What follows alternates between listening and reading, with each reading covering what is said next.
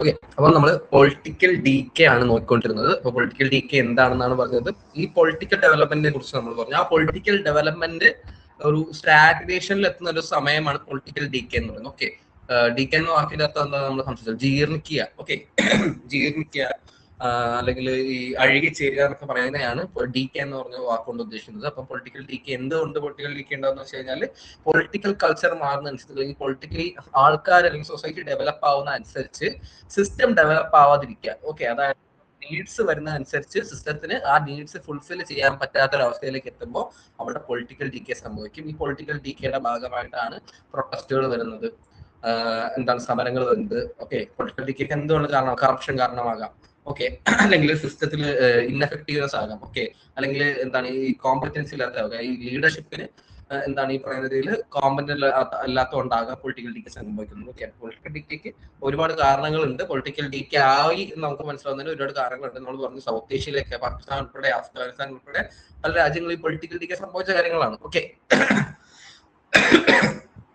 നിലവിലുള്ള സിസ്റ്റത്തിന് ആ പറയുന്ന ജനതയെ അല്ലെങ്കിൽ ആ പറയുന്ന സബ്ജക്ട്സിനെ ഈ പറയുന്ന രീതിയിൽ സാറ്റിസ്ഫൈ ചെയ്യാൻ പറ്റാത്ത സാഹചര്യം വരുമ്പോഴത്തേക്കും എന്ത് പറ്റുന്നു? അവിടെ പ്രൊട്ടസ്റ്റുകൾ വരുന്നു. പിന്നെ ഇതിനെതിരെയും വരാം. ഓക്കെ, ഈ പറയുന്ന മിലിറ്ററി റൂളൊക്കെ വരുന്നത് എപ്പോഴാണ്? ഈ പറയുന്ന ലീഡർഷിപ്പ് അല്ലെങ്കിൽ ആ സിസ്റ്റം എന്ത് ചെയ്യുന്നു? ആ പറയുന്ന സബ്ജക്ട്സിനെ അടിച്ചമർത്താൻ നോക്കുന്നു. ഓക്കെ, എക്സ്പ്ലോയിറ്റ് ചെയ്യാനോ അടിച്ചമർത്താൻ നോക്കുന്ന സമയത്താണ് ഈ പറയുന്ന രീതിയിൽ ഈ പറയുന്ന എന്താണ് മിലിറ്ററി റൂളും കാര്യങ്ങളും ഒക്കെ വരുന്നത്. ഓക്കെ, അപ്പൊ അതാണ് political decay. Samuel P Huntington അതിന്റെ എന്ന് പറഞ്ഞു.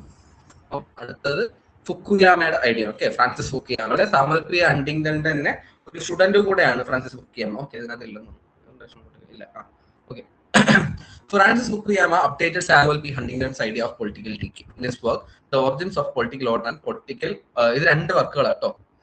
പൊളിറ്റിക്കൽ ഡി കെ ഫുൾ ഒന്ന് അപ്ഡേറ്റ് ചെയ്തിട്ടുണ്ട്. അത് ഏതൊക്കെ വർക്കിലാണ്? ദ ഒറിജിൻ ഓഫ് പൊളിറ്റിക്കൽ ഓർഡറും ഒരു work, political order and political decay രണ്ട് വർക്ക് ഉണ്ട്. പുള്ളിയുടെ രണ്ട് പുസ്തകങ്ങളുണ്ട്. ഓക്കെ, ദ ഒറിജിൻ ഓഫ് ഇതിന്റെ കണ്ടിന്യൂഷൻ ആയിട്ട് വന്നതാണ് രണ്ടാമത്തെ book, political order and political decay. Okay, ഇത് ഒന്ന്, ഇത് രണ്ട്. ഓക്കെ, രണ്ട് പുസ്തകമാണ്. ഞാൻ കൂട്ടി വായിക്കല്ലേ? Okay, the origins of political order and political decay. Okay, രണ്ട് പുസ്തകത്തിലാണ് പുള്ളി പൊളിറ്റിക്കൽ ഡി കെ ഒന്ന് improvise ചെയ്ത് പറഞ്ഞത്. Okay, Fukuyama's updating of political decay. Fukuyama agreed with Huntington that strong political institutions are necessary for political order, but he expanded the concept by explaining how even modern democracy can experience political decay.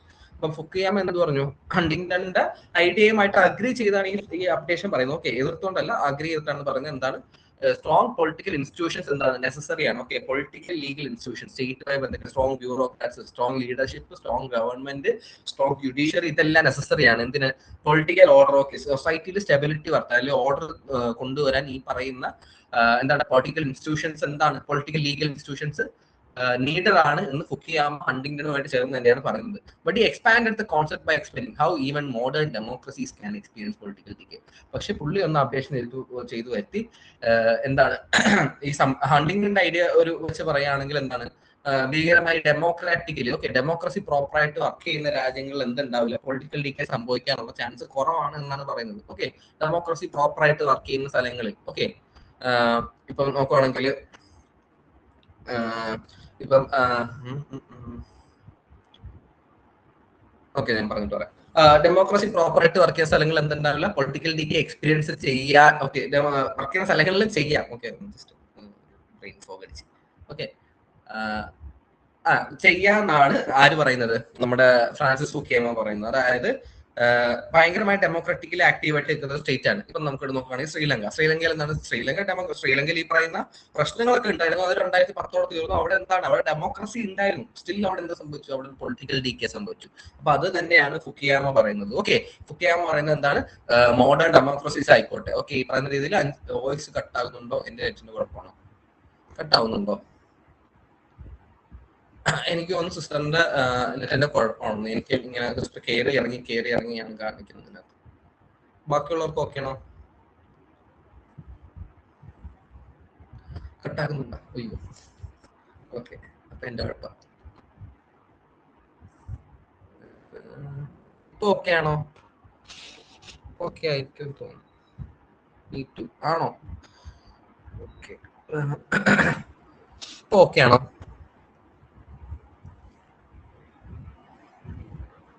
ഇപ്പോൾ okay ആണോ? Okay, cut ആവുകയാണെങ്കിൽ അപ്പം തന്നെ നിങ്ങളൊന്ന് message ഇട്ടേക്കാൻ, ഞാൻ അപ്പം തന്നെ ഒന്ന് നെറ്റ്വർക്ക് മാറ്റി കണക്ട് ചെയ്ത് നോക്കാം. ഓക്കെ, ഇനി കട്ട് ആവുകയാണെങ്കിൽ. ഓക്കെ, സോ നമ്മൾ പറഞ്ഞു കൂടുതൽ പറയുമ്പോൾ ഇടയ്ക്ക് കട്ട് ആണോ? ഓക്കെ, ഇനി കട്ട് ആവുകയാണെങ്കിൽ പറയും, ഞാൻ അപ്പം തന്നെ നെറ്റ്വർക്ക് ഒന്ന് മാറ്റി വേറെ നെറ്റ്വർക്ക് കൊടുത്തു നോക്കാം, എന്റെ ഫോണിൽ നിന്ന് കൊടുത്തു നോക്കാം, വൈഫൈയുടെ പ്രശ്നമായിരിക്കും, മഴയൊക്കെയല്ലേ.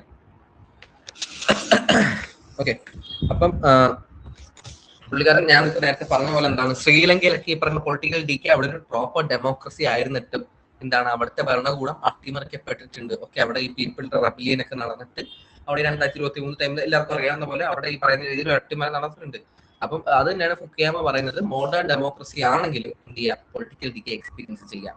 അത് ഫുക്കുയാമ ഈ പറയുന്ന സാമുവൽ ബി ഹണ്ടിങ്ടന്റെ ഐഡിയയിൽ നിന്നോ എക്സ്പാൻഷൻ നടത്തിയ ഒരു ഐഡിയ ആണ്. ഓക്കെ, ഫുക്കുയാമ പറയുന്നത് political decay occurs when institution fail to adapt to social and economic changes. Okay, Fukuyama എന്താണ് പറയുന്നത്, ഇൻസ്റ്റിറ്റ്യൂഷൻ നമ്മുടെ ഹണ്ടിങ്ടന്റെ അതേ ഐഡിയ തന്നെയാണ്. ഓക്കെ, സോഷ്യൽ എക്കണോമിക് ചേഞ്ചസിനെ ഉൾക്കൊള്ളാൻ ഇൻസ്റ്റിറ്റ്യൂഷന് സാധിക്കാത്ത ടൈമിൽ government become captured by powerful interest group. Okay, എന്താണ് ഈ പറയുന്ന രീതിയിൽ ഗവൺമെന്റ് ആർക്ക് വേണ്ടി വർക്ക് ചെയ്യുന്നു, ചില ഇൻട്രസ്റ്റ് ഗ്രൂപ്പുകൾക്ക് വേണ്ടി. ഓക്കെ, ചില ഇപ്പം മതത്തിന്റെ അടിസ്ഥാനത്തിലാകാം, കാസ്റ്റിന്റെ അടിസ്ഥാനത്തിലാകാം, അല്ലെങ്കിൽ ചില കോർപ്പറേറ്റുകൾക്ക് വേണ്ടിയാകാം. ഓക്കെ, അപ്പം ചില ഇൻട്രസ്റ്റ് ഗ്രൂപ്പുകൾക്ക് വേണ്ടി മാത്രം ഗവൺമെന്റ് വർക്ക് ചെയ്യുന്ന സാഹചര്യത്തിൽ state lose effectiveness and public trust. Okay, ഇത്തരം ഇങ്ങനെ വർക്ക് ചെയ്ത് പോകുമ്പോൾ സ്വാഭാവികമായിട്ട് എന്ത് പറ്റുന്നു, ട്രസ്റ്റ് നഷ്ടപ്പെടുന്നു. ഓക്കെ, ഈ പറയുന്ന പബ്ലിക്കിനുള്ള ട്രസ്റ്റ്, ഗവൺമെന്റ് മുന്നിലുള്ള ട്രസ്റ്റ് നഷ്ടപ്പെടുന്നു. ഈ showed that decay is not limited to developing countries, it can also happen in advanced democracies.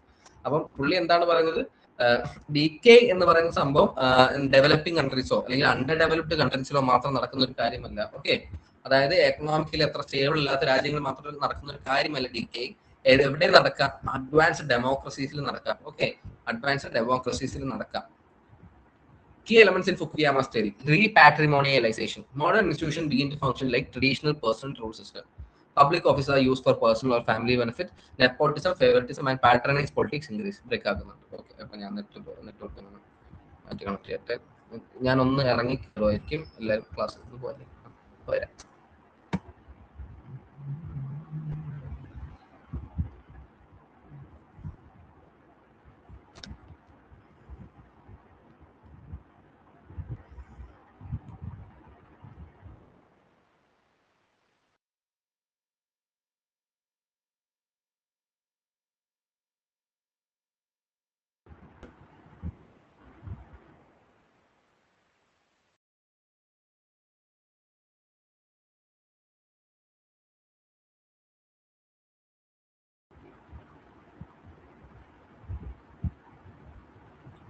ഇപ്പം എങ്ങനെയാണ്, ക്ലിയർ അല്ലേ?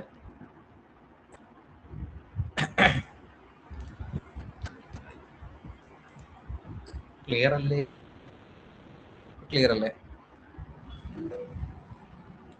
വന്നില്ലേ? എന്താണ് പേജ് വന്നില്ലെന്നാണോ?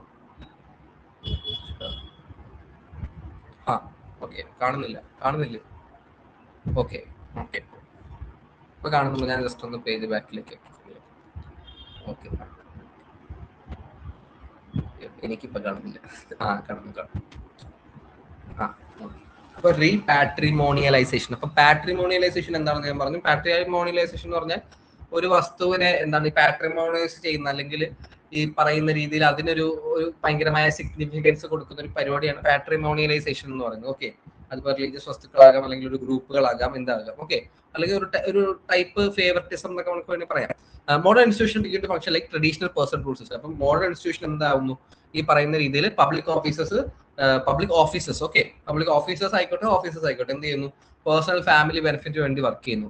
നെപ്പോട്ടിസവും ഫേവറിറ്റിസവും പാട്രണൈസ് പൊളിറ്റിക്സും ഒക്കെ ഇങ്ങനെ കൂടി വരും. പാട്രണൈസ് പൊളിറ്റിക്സ് എന്ന് പറഞ്ഞാൽ ഏതെങ്കിലും ഒരു പാട്രണൈസ് പൊളിറ്റിക്സ് ഇപ്പം നമ്മുടെ നാട്ടില് എന്താണ്, ഇപ്പോ ഈ നമ്മുടെ നാട്ടിൽ ഹിന്ദുത്വ ഒരു ഗ്രൂപ്പുകാർ ചെയ്യുന്ന ഒരു പരിപാടിയാണ് എന്താണ് ഈ ഒരു ഒരു മുസ്ലിം പള്ളികൾ. ഇപ്പൊ നോർത്തിലൊക്കെ നടക്കുന്ന സ്ഥിരം നിങ്ങൾ കേൾക്കുന്ന വാർത്തയായിരിക്കും. നോർത്തിലെ ചില മുസ്ലിം പള്ളികൾ എടുത്തിട്ട് അത് അവിടെ പണ്ട് ഹിന്ദു ക്ഷേത്രമായിരുന്നു എന്ന് പറഞ്ഞ് അതിനെ ഭയങ്കര അതായത് എന്താണ് ചരിത്രാതീതമായിട്ട് അവിടെ രാമൻ വന്നെയാണ്, അങ്ങനെയാണ്, ഇങ്ങനെയാണെന്നൊക്കെ പറഞ്ഞ് ഒരു സ്റ്റോറി മെനഞ്ഞെടുത്തിട്ട് അവിടെ ഒരു പ്രശ്നം ഉണ്ടാക്കുന്ന ഒരു പരിപാടി നടക്കുന്ന ഒരു കാര്യമാണ്, നമ്മുടെ നാട്ടിൽ നടക്കുന്ന ഒരു കാര്യമാണ്. അപ്പൊ അതിനെ നമുക്ക് വേണമെങ്കിൽ പാട്രണേജ് എന്ന് പറയാം. അതായത് ഒരു സ്ഥലത്തിനെ എന്ത് ചെയ്യുന്നുണ്ട്, അവിടെ ഒരു ഹിസ്റ്റോറിക്കലി സിഗ്നിഫിക്കന്റ് ആക്കി മാറ്റാൻ ശ്രമിക്കുന്നു. അപ്പം ഇതിനെയാണ് പാട്രണേജ് പരിപാടി എന്ന് പറയുന്നത്. ഓക്കെ, പാട്രിമോണിയലൈസേഷൻ എന്നൊക്കെ പറയുന്നത്. അപ്പം അത് ഒരു വലിയ പ്രശ്നമാണ്. അത് എന്തിനെ വേണമെങ്കിലും ആക്കാം കേട്ടോ, ഒരു സ്ഥലത്തിന്റെ ആകാം, ഒരു വ്യക്തിനെ ആകാം, എന്തും ആക്കാം. ഓക്കെ, അപ്പൊ പാട്രണേജ് പൊളിറ്റിക്സ് എന്ത് കൊടുക്കുന്നു, അതും ഒരു വലിയ പ്രശ്നങ്ങളാണ്. Okay,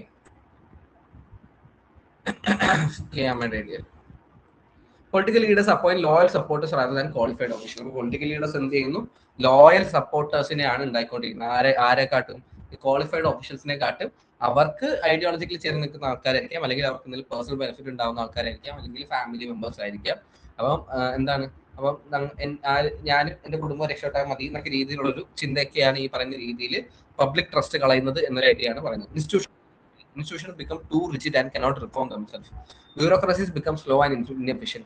All rules continue even society changes. Okay, institution എന്താവും, ഭയങ്കര റിജിഡ് ആവും, ഭയങ്കര ടൈറ്റ് ആവുകയാണ്. ഓക്കെ, അതായത്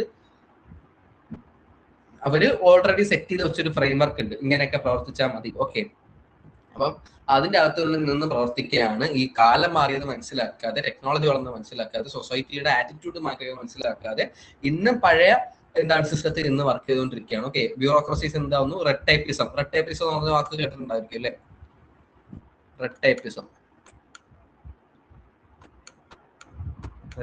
എന്ന് പറയും. ഓക്കെ, ഈ ബ്യൂറോക്രസീസ് സ്ലോ ആവുന്നതിനെ ആണ് നമ്മൾ റെഡ് ടേപ്പിസം എന്ന് പറയുന്നത്. ഓക്കെ, ഈ കുറെ നമ്മളിപ്പോ ഒരു പേപ്പർ വർക്ക്, ഇന്ന് കുറെ കാര്യങ്ങൾ കേരളത്തിൽ മാറിയിട്ടുണ്ട്, കുറെ ഡിജിറ്റലൊക്കെ ആയിട്ട് കുറെ കാര്യങ്ങൾ മാറിയിട്ടുണ്ട്. പക്ഷെ നമ്മളിപ്പോ ഒരു പേപ്പർ വർക്ക് ആയിട്ട് നമ്മളൊരു വില്ലേജ് ഓഫീസിൽ പോവുകയാണെങ്കിൽ നമ്മളിട്ട് വട്ടത്തിൽ കറക്കാറില്ലേ, അത് എന്ന് പറഞ്ഞാൽ ഒരു ബ്യൂറോക്രാറ്റിക് വെബാണ് അതിന് നടക്കുന്നത്. ഓക്കെ, ബ്യൂറോക്രാറ്റിക് ഒരു ലാഗാണ് അവിടെ നടക്കുന്നത്. ആ ഒരു സ്ലോ, ആ ഇൻഎഫിഷ്യൻസിനെയാണ്, അല്ലെങ്കിൽ ഇങ്ങനെ കടന്ന ഒരു പേപ്പർ വർക്കിന്റെ മുകളിൽ കടന്ന് ഇങ്ങനെ പണിയുന്നതിനെയാണ് നമ്മൾ എന്ത് പറയുന്നത്, റെഡ് ടൈപ്പിസം എന്ന വാക്ക് കൊണ്ട് ഉദ്ദേശിക്കുന്നത്. ഓക്കെ, അപ്പം ബ്യൂറോക്രസീസ് എന്താവുന്നു, ഈ റെഡ് ടൈപ്പിസത്തിൽ വീണു പോകുന്നു. All rules continue even society changes. Okay, അപ്പൊ സ്റ്റേറ്റിന്റെ കപ്പാസിറ്റിയാണ്. ഓക്കെ, സ്റ്റേറ്റിന്റെ ഒരു പവറാണ് ഇന്നത്തെ നഷ്ടപ്പെട്ടുകൊണ്ടിരിക്കുന്നത്. അല്ലെങ്കിൽ സ്റ്റേറ്റിന് കാര്യങ്ങൾ ചെയ്യാനുള്ള അവരുടെ ഒരു കപ്പാസിറ്റി എന്താവുന്നു, ഇവിടെ കുറഞ്ഞുകൊണ്ടിരിക്കുകയാണ്. Capture by interest group. Powerful economic or political group influence the state for their own benefit. Lobby group dominate policy making. Public interest become secondary. Okay, എന്താവുന്നു, കുറെ ഈ പറയുന്ന ഇൻഫ്ലുവൻസ് ചെയ്യുന്നു, അതായത് ഈ economic political groups. Okay, religious ഗ്രൂപ്പും ആവാം. Okay, ഈ പറയുന്ന ചർച്ച ആവാം, അല്ലെങ്കിൽ ഏതെങ്കിലും ഹിന്ദു ഐക്യവേദി പരിഷത്ത് അങ്ങനത്തെ പരിപാടിയാകാം, അല്ലെങ്കിൽ ഈ ജമാഅത്ത് ഇസ്ലാമി പോലുള്ള മുസ്ലിം സംഘടനകളാകാം, ഇന്ത്യയിൽ എന്തും ആകാം. ഓക്കെ, ഈ പറയുന്ന എന്താണ്, കോർപ്പറേറ്റുകളാകാം. നമ്മൾ ഈ അദാനി അംബാനിമാരൊന്നും മറന്നു പോരുത്. ഓക്കെ, കോർപ്പറേറ്റുകളാകാം. ഓക്കെ,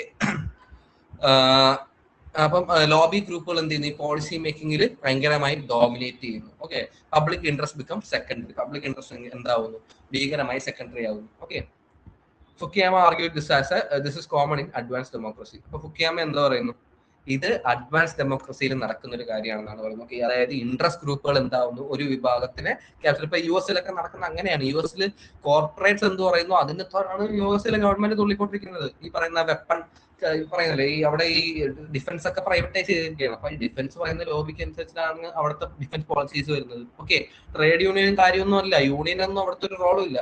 അവിടെ ഈ പറയുന്ന മുതലാളിമാർ എന്ത് പറയുന്നു, അതിനനുസരിച്ചിട്ടാണ് ഈ പറയുന്ന ഗവൺമെന്റ്, US മാത്രമല്ല വെസ്റ്റേൺ രാജ്യങ്ങളെല്ലാം പ്രവർത്തിക്കുന്നത് അങ്ങനെയാണ്. ഈ പറയുന്ന കോർപ്പറേറ്റുകൾക്ക് പറയുന്ന അനുസരിച്ചിട്ടാണ് ഈ പറയുന്ന ഗവൺമെന്റുകൾ എന്താവുന്നത്, പ്രോപ്പറായിട്ട് വർക്ക് ചെയ്ത് പോകുന്നത്, അല്ലെങ്കിൽ അവരുടെ പോളിസി ഒക്കെ മെനഞ്ഞു വരുന്നത്. Okay, Fukuyama argued this is common in advanced democracy. അപ്പം എന്താണ്, ഈ US ഒരു അഡ്വാൻസ് ഡെമോക്രസി ആണെന്നൊക്കെ വേണമെങ്കിൽ നമുക്ക് പറയാം. അവിടെ ഇതൊക്കെ തന്നെയാണ് നടക്കുന്നത്. ഇന്ത്യയും ഒരു അഡ്വാൻസ് ഡെമോക്രസിയാണ്. ഓക്കെ, ഇന്ത്യയും ഈ പറയുന്നത് ഇതിൽ പ്രോപ്പർ ഇലക്ഷൻ കണ്ടക്ട് ചെയ്യുന്ന ഒരു രാജ്യമാണ് ഇന്ത്യ എന്ന് പറയുന്നത്. ഇന്ത്യയെ നമുക്ക് വേണമെങ്കിൽ അഡ്വാൻസ്ഡ് ഡെമോക്രസി എന്ന് പറയാം. ഓക്കെ, ഡെവലപ്ഡ് നേഷൻ എന്ന് പറയാൻ പറ്റില്ല, അഡ്വാൻസ് ഡെമോക്രസി എന്ന് പറയാം. പക്ഷെ ഇന്ത്യയിലും എന്താണ്, ഇന്ത്യയിൽ ഈ പറയുന്ന അദാനിക്കോ അംബാനിമാർക്കൊക്കെ വേണ്ടി തന്നെയാണ് പല പോളിസീസും. ഓക്കെ, കുറച്ച് സ്ലോ ആയിട്ട് പറയുമോ, ഉറപ്പായിട്ടും. സോറി. ഓക്കെ, അപ്പൊ നമ്മൾ നേരത്തെ പറഞ്ഞ പോലെ ഞാൻ ഈ പോയിന്റ് ഒന്നുകൂടെ പറയാം. അതായത് ലോബി ഗ്രൂപ്പുകൾ എന്ത് ചെയ്യുന്നു, ഈ സ്റ്റേറ്റിൽ എന്താവുന്നു, ഫുക്കിയാമ പറയുന്നത് ഭയങ്കര അഡ്വാൻസ്ഡ് ആയിട്ടുള്ള ഡെമോക്രസീസ്. എന്താണ് ഈ അഡ്വാൻസ്ഡ് ആയിട്ടുള്ള ഡെമോക്രസീസ്?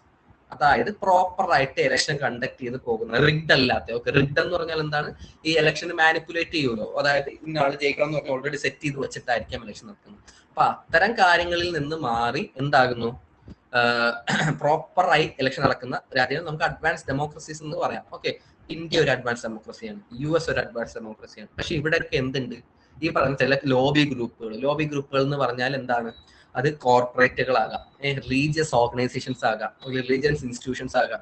ഞാൻ പറഞ്ഞ പോലെ ജമാഅത്ത് ഇസ്ലാമിയ, ജമാഅത്ത് ഇസ്ലാമിയ, ഹിന്ദു ഐക്യവേദി ആകാം. ഓക്കെ, സഭയാകാം, ലത്തീൻ സഭയോ സിറോമനോസോ ഏതെങ്കിലും സഭയാകാം. അപ്പൊ ഇങ്ങനത്തെ ലോബി ഗ്രൂപ്പുകൾ, റിലീജിയസ് ഇൻസ്റ്റിറ്റ്യൂഷണൽ ഗ്രൂപ്പുകൾ എന്ത് ചെയ്യുന്നു, പോളിസി മേക്കിംഗിൽ ആരുടെ സ്റ്റേറ്റിന്റെ പോളിസി മേക്കിംഗിൽ തലയിടുന്നു. ഇത് കോർപ്പറേറ്റുകളാണ് കൂടുതലും കണ്ടുവരുന്നത്. ഓക്കെ, ലോബി ഗ്രൂപ്പിൽ നമ്മൾ കൂടുതലും കണ്ടുവരുന്നത് എന്താണ്? കോർപ്പറേറ്റുകളാണ്. ഇന്ന് ഇന്ത്യയുടെ സാഹചര്യം എടുത്തു കഴിഞ്ഞാൽ ചില റിലീജിയസ് ഗ്രൂപ്പുകൾക്ക്, എന്നാ പേരെടുത്തൊന്നും പറയുന്നില്ല, ചില റിലീജിയസ് ഗ്രൂപ്പുകൾക്കും ഈ പറയുന്ന ഗവൺമെന്റിലെ സ്റ്റേറ്റിന്റെ പോളിസി മേക്കിംഗിൽ വലിയ റോൾ ഉണ്ട്. അപ്പം അഡ്വാൻസ് ഡെമോക്രസി ആണെങ്കിലും ഇങ്ങനെ ലോബി ഗ്രൂപ്പുകൾ അല്ലെങ്കിൽ ഈ പറയുന്ന ചില പവർ ഗ്രൂപ്പുകൾ എന്ത് ചെയ്യുന്നു? ഇവർ ഈ പറയുന്ന പോളിസി മേക്കിംഗിൽ അല്ലെങ്കിൽ പോളിസി ഫോർമുലേഷനിൽ കൈ കടത്തി തുടങ്ങി കഴിഞ്ഞാൽ അവിടെ എന്ത് സംഭവിക്കാം? ഈ പറയുന്ന പബ്ലിക് ടീക്കേ സംഭവിക്കാം. കാരണം അപ്പ സ്റ്റേറ്റ് വർക്ക് ചെയ്യുന്ന ആർക്ക് വേണ്ടിയാണ്? പബ്ലിക്കിന് വേണ്ടിയല്ല, ഈ പറയുന്ന ലോബി ഗ്രൂപ്പുകൾക്ക് വേണ്ടി. കോർപ്പറേറ്റുകളൊക്കെ എന്തോ, അതാണ് ഞാൻ പറഞ്ഞത്. US എന്താ സംഭവിക്കുന്നത്?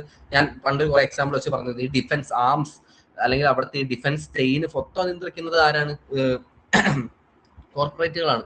അപ്പം ഒരു ആയുധങ്ങളെ ബേസ് ചെയ്തിട്ട് അല്ലെങ്കിൽ വെപ്പൺ മേക്കിങ്ങിനെ ബേസ് ചെയ്ത ഒരു പോളിസി അവർക്ക് കൊണ്ടുവരണമെങ്കിൽ ഈ ലോബി പറയുന്ന അനുസരിച്ച് മാത്രമേ അവർക്ക് ചെയ്യാൻ പറ്റൂ. അത് മാത്രമല്ല, US നടക്കുന്ന മൈനിങ് കാര്യങ്ങൾ, ബാക്കി കൺസ്ട്രക്ഷൻസ് എല്ലാം പ്രൈവറ്റൈസ്ഡ് ആണ്. US എല്ലാം പ്രൈവറ്റ് മേഖലകൾക്കാണ് കൊടുത്തേക്കുന്നത്. അപ്പം ഈ പറയുന്ന മുതലാളിമാരെന്ന് പറയുന്നു അതിനനുസരിച്ചിട്ടാണ് എന്താണ് ഈ പറയുന്ന പല പോളിസീസും US വരുന്നത് തന്നെ. ഇന്ത്യയിൽ വന്നാലും അങ്ങനത്തെ ഒരുപാട് ഈ അദാനിമാരുടെ കുറെ ഇപ്പം തന്നെ ഒരുപാട് പ്രശ്നം നടക്കുന്നുണ്ട്. ഈ ഇടയ്ക്ക് അദാനി ഓയിലിന്റെ ഒരു കേസായിട്ട്, ഓക്കെ, ഓയിൽ എന്തോ കൊണ്ടുവന്നതോ കടത്തിയതോ എന്തോ കേസായിട്ട് അദാനി കോർപ്പറേഷനെതിരെ എന്താണ് ഏതോ ഒരു ഗൾഫ് കൺട്രിയിലാണ്, ഓക്കെ, കുവൈറ്റിൽ കേസായി. കുവൈറ്റ് അല്ല, ഗൾഫ് കൺട്രിയിലാണോ, ഏതോ ഒരു രാജ്യത്ത്, ഓക്കെ, ഏതോ ഒരു രാജ്യത്ത് ഒരു കേസായിട്ട് 1,00,000 കോടി എങ്ങാണ്ടാണ് എന്താണ് ഈ പറയുന്ന രീതിയിൽ പെനാൽറ്റി അടയ്ക്കണം എന്ന് പറഞ്ഞത്. അത് അദാനി അടച്ചു. ഓക്കെ, അത് അദാനി അടക്കുകയും ഇന്ത്യൻ ഗവൺമെന്റ് അതിനെ സഹായിച്ചു എന്നാണ് പറയുന്നത്. ഓക്കെ, ഇന്ത്യൻ ഗവൺമെന്റ് അതിനെ സഹായിച്ചു എന്നാണ് പറയുന്നത്. പിന്നെ അവർ തമ്മിൽ ഒരു എന്തോ കോൺട്രാക്റ്റിൽ എത്തുകയും എന്തൊക്കെ ചെയ്തു എന്നൊക്കെയാണ് പറയുന്നത്. അത് ഒരുപാട് പ്രശ്നം നടന്നുകൊണ്ടിരിക്കുകയാണ്. ഓക്കെ, അപ്പം എന്ത് ചെയ്യുന്നുണ്ട്? ഈ പറയുന്ന ലോബി ഗ്രൂപ്പിന് വേണ്ടി സിസ്റ്റം വർക്ക് ചെയ്ത് തുടങ്ങുമ്പോൾ അവിടെ എന്ത് പറ്റും? അവിടെ ഈ പറയുന്ന പൊളിറ്റിക്കൽ ഡീകേ, ഓക്കെ, അല്ലെങ്കിൽ പൊളിറ്റിക്കൽ സിസ്റ്റത്തിൽ ഒരു ജീർണത സംഭവിക്കും. അപ്പം ഫുക്കുയാമ പറയുന്നത് ഇതാണ്, ഇത് അഡ്വാൻസ് ഡെമോക്രസീസിൽ നടക്കുന്ന ഒരു കാര്യമാണ്. അപ്പം ഈ അഡ്വാൻസ് ഡെമോക്രസീസിന്റെ ഒരു പോയിന്റ് ആണ് സാമുവൽ പി ഹണ്ടിങ്ങിൽ നിന്ന് ഫുക്കുയാമ എന്താണ് കുറച്ച് എക്സ്പാൻഷൻ നടത്തി പറഞ്ഞത്. പിന്നെ decline of state capacity. Government loses the ability to implement policies effectively, maintain law and order, provide public services. ഇപ്പൊ നമ്മൾ നേരത്തെ പറഞ്ഞ പോലെ ഡിക്ലൈൻ സ്റ്റേറ്റ് കപ്പാസിറ്റിക്ക്, അതായത് സ്റ്റേറ്റിന് എന്താണ് സ്റ്റേറ്റ് കപ്പാസിറ്റി എന്ന് ഉദ്ദേശിക്കുന്നത്? പ്രോപ്പറായി നമ്മൾ പബ്ലിക്കിന് വേണ്ടി പ്രോപ്പറായി നിയമങ്ങൾ കൊണ്ടുവരിക എന്ന് പറയുന്നതാണ് സ്റ്റേറ്റിന്റെ കപ്പാസിറ്റി എന്ന് പറയുന്നത്. അതെല്ലാം അവർക്ക് ഈ പറയുന്ന കപ്പാസിറ്റേറ്റ് ചെയ്യാൻ പറ്റുന്നുണ്ടോ എന്നതാണ് സ്റ്റേറ്റിന്റെ കപ്പാസിറ്റി. അപ്പൊ പോളിസീസ് എഫക്റ്റീവ് അല്ലാത്ത സമയത്ത്, നാട്ടിൽ ലോ ആൻഡ് ഓർഡർ മെയിൻറ്റെയിൻ ചെയ്യാൻ പറ്റാത്ത സമയത്ത്, പബ്ലിക് സർവീസസ് അത് ഏത് മുഖേന ആയിക്കോട്ടെ, ഇപ്പം വില്ലേജ് ഓഫീസ് വഴി ആയിക്കോട്ടെ, തഹസിൽദാർ വഴി എന്തോ ആയിക്കോട്ടെ, പബ്ലിക് സർവീസ് പ്രോപ്പറായിട്ട് ഇപ്പം KSRTC ഓടുന്നില്ല എന്ന് വെച്ചിരിക്കുക, അത് പബ്ലിക് സർവീസ് തരാൻ പറ്റാത്ത ഒരു അവസ്ഥ. അപ്പൊ അങ്ങനെയൊക്കെ പബ്ലിക് സർവീസസ് തരാൻ പറ്റാത്ത ഒരു അവസ്ഥയ്ക്ക് സ്റ്റേറ്റ് വന്നെത്തുമ്പോൾ അവിടെ ഡിക്ലൈൻ ഓഫ് സ്റ്റേറ്റ് കപ്പാസിറ്റി നടക്കുന്നു. ഓക്കെ, അപ്പം ഇങ്ങനെയൊക്കെ വരുമ്പോഴത്തേക്കും എന്തുകൊണ്ട്? Citizens lose trust in institutions. Okay, സിറ്റിസൺസിന് ട്രസ്റ്റ് നഷ്ടപ്പെടുന്നു. അപ്പം സാമുവൽ പി ഹണ്ടിങ്ങിൽ നിന്ന് ഈ ഫുക്കുയാമയിലേക്ക് വരുമ്പോൾ ഒറ്റ കാര്യം മാത്രമുള്ള വ്യത്യാസം എന്ന് പറയുന്നത്, അതായത് ഫുക്കുയാമ പറയുന്നത് അങ്ങനെ അണ്ടർ ഡെവലപ്പിംഗ് രാജ്യങ്ങൾക്ക് അല്ലെങ്കിൽ ഡെവലപ്പിംഗ് രാജ്യങ്ങൾക്ക് മാത്രം സംഭവിക്കുന്ന ഒരു കാര്യമല്ല പൊളിറ്റിക്കൽ ഡീക്ക്, അല്ലെങ്കിൽ എക്കണോമിക്കലി സ്റ്റേബിൾ അല്ലാത്ത ഒരു രാജ്യത്തിന് മാത്രം സംഭവിക്കുന്ന കാര്യമല്ല പൊളിറ്റിക്കൽ ഡീക്ക്. അത് ഈ അഡ്വാൻസ്ഡ് ഡെമോക്രസീസിലും നടക്കാം, ഡെവലപ്ഡ് നേഷൻസിലും നടക്കാം എന്നാണ് ഫുക്കുയാമ പറഞ്ഞു വെക്കുന്നത്. അപ്പം ഇവർ തമ്മിലുള്ള വ്യത്യാസം നിങ്ങൾ ജസ്റ്റ് ഒന്ന് നോക്കി വെച്ചിരിക്കുക. ഓക്കെ, ഞാൻ പറഞ്ഞ ഈ ഒരു കാര്യമാണ് വ്യത്യാസം. ഓക്കെ,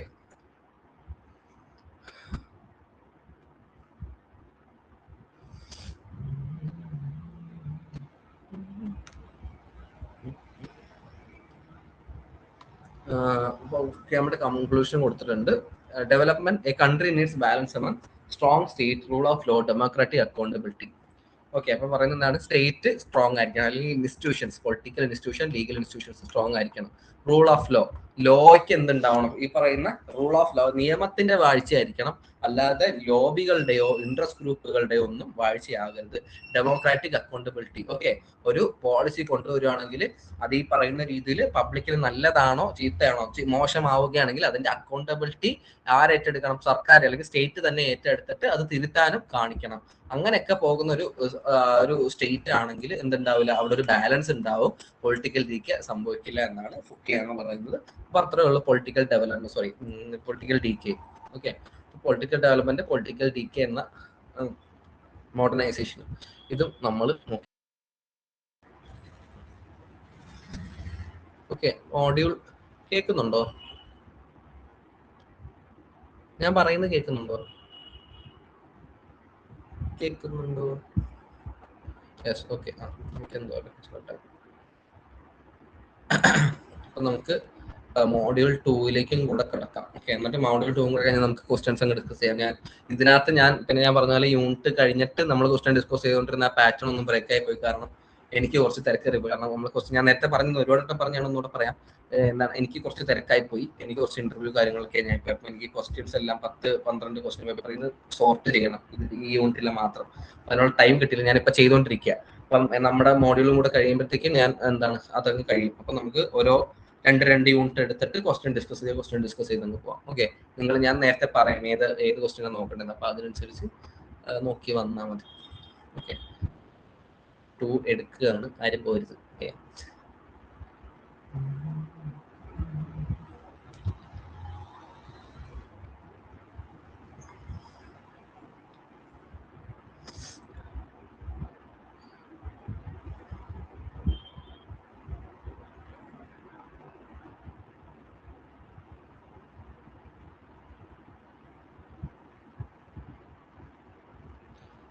അപ്പൊ മോഡ്യൂൾ 2 എന്ന് പറയുന്നത് സബ്സ്റ്റൻസ് ഓഫ് പൊളിറ്റിക്കൽ സയൻസ് ആണ്. അല്ലെങ്കിൽ പൊളിറ്റിക്കൽ സയൻസിൽ നമ്മൾ ഉപയോഗിക്കുന്ന സബ്സ്റ്റൻസ് ഒക്കെ ഉണ്ട്. ഓക്കെ, കാരണം പൊളിറ്റിക്കൽ സയൻസിന്റെ ബേസിക് എന്ന് നമുക്ക് വേണമെങ്കിൽ പറയാം. അപ്പം state, power, authority, legitimacy, civil society, identity politics. Identity politics എന്ന് പറഞ്ഞാൽ നമ്മുടെ ഒരു ബേസിക്കലി ഐഡന്റിറ്റി ആണ്. കാസ്റ്റ് ആകാം, ജെൻഡർ ആകാം, റിലീജിയൻ ആകാം. ഓക്കെ, അതെല്ലാം നമ്മുടെ ഐഡന്റിറ്റീസ് ആണ്. ഓക്കെ, അപ്പം അത് ഇങ്ങനെ ഒരു 5-6 ടേംസിനെ ബേസ് ചെയ്തിട്ടുള്ള കുറച്ച് തിയറീസും കാര്യങ്ങളൊക്കെയാണ്, ബേസിക് ആണ്. ഓക്കെ, സ്റ്റേറ്റിന്റെ ചോദ്യങ്ങൾ ചോദിക്കാനുള്ള ഒരുപാട് ചോദ്യങ്ങൾ വരാനുള്ള ചാൻസ് ഉള്ള ഒരു മോഡ്യൂളും കൂടെയാണ്. കുറച്ച് ലോങ് ആയിരിക്കും. ഓക്കെ, നമുക്ക് നോക്കാം. അതിന് മുന്നേ എന്താണ് സ്റ്റേറ്റ്?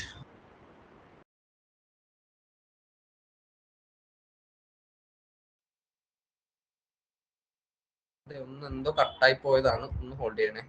ആരും പോരും.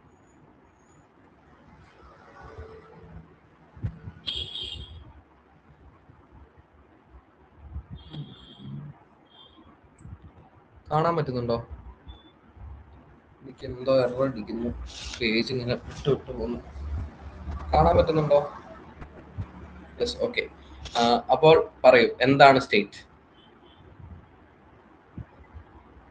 എന്താണ് സ്റ്റേറ്റ്? അല്ലെങ്കിൽ സ്റ്റേറ്റും നേഷനും തമ്മിലുള്ള ഡിഫറൻസ് എന്താണ്? ഞാൻ ക്ലാസ്സിൽ നിന്ന് പറഞ്ഞിട്ടുള്ള കാര്യമാണ്. സ്റ്റേറ്റും നേഷനും തമ്മിലുള്ള ഡിഫറൻസ് എന്താണ്?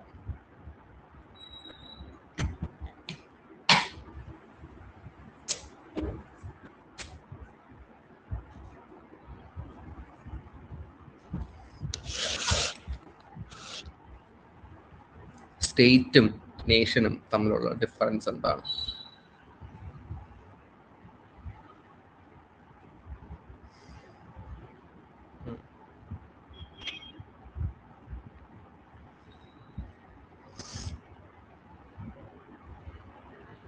സ്റ്റേറ്റും നേഷനും തമ്മിലുള്ള ഡിഫറൻസ് എന്താണ്? സ്റ്റേറ്റും നേഷനും തമ്മിലുള്ള ഡിഫറൻസ് എന്താണ്?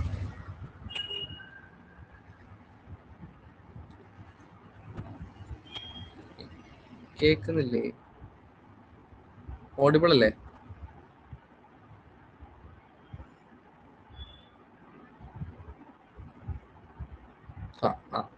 ഓഡിബിൾ ആണല്ലേ? എന്നാ പറയൂ, സ്റ്റേറ്റും നേഷനും തമ്മിലുള്ള ഡിഫറൻസ് എന്താണ്?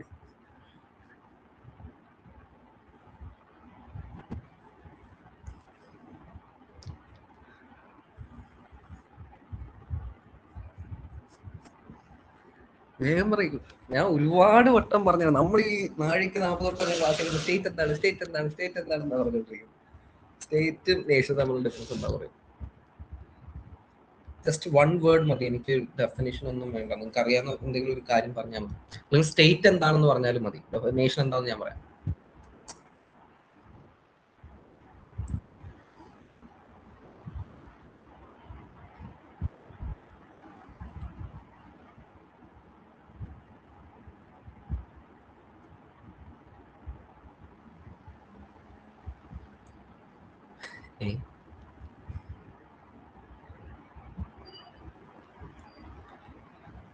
ഒരു മനസ്സിലൊരു 10 വരെ ഉണ്ട്. അത് കഴിഞ്ഞാൽ ഞാൻ പറയും. എല്ലാവരും നമിത പറയേണ്ടതാണല്ലോ, പറയുന്നില്ല.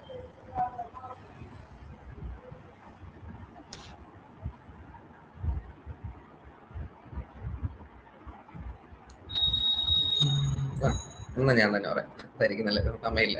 ഓക്കെ, സ്റ്റേറ്റ് എന്ന് പറഞ്ഞു കഴിഞ്ഞാൽ ഒന്നുമില്ല. നമ്മൾ നേരത്തെ സ്റ്റേറ്റും നേഷൻ തമ്മിലുള്ള ഡിഫറൻസ് എന്ന് പറയുന്നത്, സ്റ്റേറ്റ് എന്ന് പറഞ്ഞാൽ ഒരു ലീഗൽ എൻറ്റിറ്റിയാണ്. ഓക്കെ, ലീഗൽ എൻറ്റിറ്റിയാണ്, legal political entity, legal political എൻറ്റിറ്റിയാണ് നമ്മൾ സ്റ്റേറ്റ് എന്ന് വിളിക്കുന്നത്. ഓക്കെ, അതായത് നമ്മുടെ ഗവൺമെന്റും ബ്യൂറോക്രസിയും നിയമങ്ങൾ പ്രാബല്യത്തിൽ കൊണ്ടുവരുന്ന സർക്കാരും പാർലമെന്റും ഒക്കെ വരുന്ന ഒരു സിസ്റ്റം അടങ്ങുന്ന കാര്യത്തിനെയാണ്, ഒരു ഗവേണിംഗ് ബോഡിയാണ് നമ്മൾ സ്റ്റേറ്റ് എന്ന് പറയുന്നത്. ഓക്കെ, ഒരു സ്റ്റേറ്റ് എന്ന് പറയുന്നത്. ഓക്കെ, പക്ഷെ നേഷനിലേക്ക് വരുമ്പോൾ നേഷന്റെ വ്യത്യാസം എന്ന് പറഞ്ഞാൽ അതൊരു കൾച്ചറൽ, ഓക്കെ, കൾച്ചറൽ, വായിക്കാൻ പറ്റുന്നുണ്ടോ എന്ന് എനിക്കറിയില്ല, എന്നാൽ ഇങ്ങനെയൊക്കെ ഇതിനകത്ത് എഴുതാൻ പറ്റും.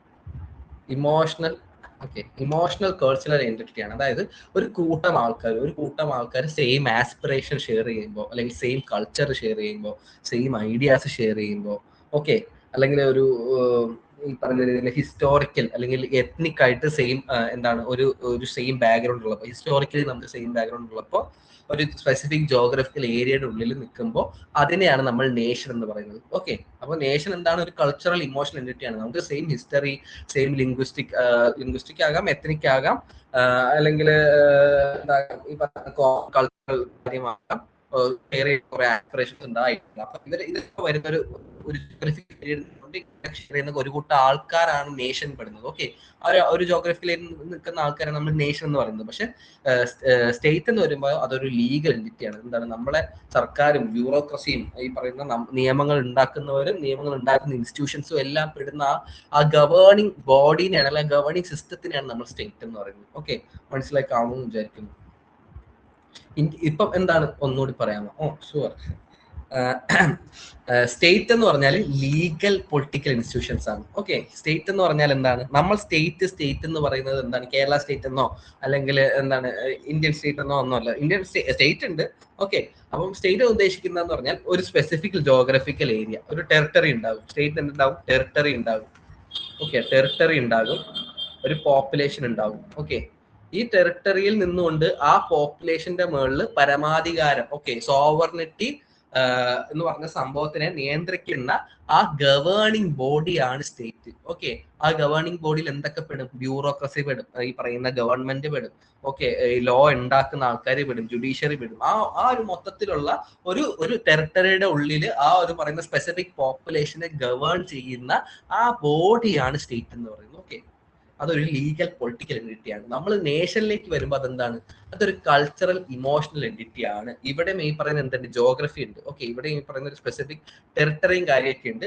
ആ ടെറിട്ടറിയുടെ ഉള്ളിൽ ഒരു കൂട്ടം ആൾക്കാർ, ഓക്കെ, ഒരു കോമൺ ഒരു സ്പിയറിൽ വരുന്ന ആൾക്കാർ എന്ത് ചെയ്യുന്നു? ഒരു കൾച്ചറൽ ബാക്ക്ഗ്രൗണ്ട് ഷെയർ ചെയ്യുന്ന, അല്ലെങ്കിൽ ഒരേ ആസ്പിറേഷൻസ് ഉള്ള, ഒരേ ലിംഗ്വിസ്റ്റിക് എത്നിക് ബാക്ക്ഗ്രൗണ്ട് ഉള്ള ആൾക്കാർ, ഹിസ്റ്റോറിക്കൽ ബാക്ക്ഗ്രൗണ്ട് ഉള്ള ആൾക്കാർ ആ ഷെയർ ചെയ്യുന്ന കാര്യത്തിനെയാണ്. ഓക്കെ, അത് കുറച്ചുകൂടെ കൾച്ചറൽ ഉള്ള ഒരു കാര്യമാണ് നമ്മൾ നേഷൻ എന്ന് പറയുന്നത്. ഓക്കെ, കൾച്ചറലി ഉള്ള ഒരു കാര്യമാണ് നേഷൻ എന്ന് പറയുന്നത്. നിങ്ങൾക്ക് കുറച്ചും കൂടെ ഒരു എക്സാമ്പിൾ വെച്ച് പറഞ്ഞുതരാം. ഹിന്ദുത്വ. ഓക്കെ, ഹിന്ദുത്വവും ഹിന്ദുത്വയും ഒന്ന്. ഹിന്ദു എന്ന് പറയുന്ന ഐഡന്റിറ്റി, ഹിന്ദുത്വം എന്ന് പറയുന്നത് നമ്മൾ ഇന്ത്യയിൽ ഹിന്ദുത്വം എന്ന് പറയുന്നത്. ഓക്കെ, അപ്പം ഹിന്ദുത്വ ഐഡിയാസിലുള്ള ആൾക്കാർ പറയുന്നത് എന്താന്ന് പറഞ്ഞാല് എന്താണ്? ഹിന്ദുക്കൾ, ഓക്കെ, ഹിന്ദുസ് എന്ന് പറഞ്ഞാൽ ഈ ഇൻഡസ് വാലി ടെറിട്ടറിയിൽ തന്നെ ജനിച്ച് വളർന്ന് ബ്രേക്കിംഗ്. ഓക്കെ, ഇപ്പോഴും ബ്രേക്കിംഗ് ആണോ? എല്ലാവർക്കും ബ്രേക്കിംഗ് ആണോ? എല്ലാവർക്കും ബ്രേക്കിംഗ് ആണോ?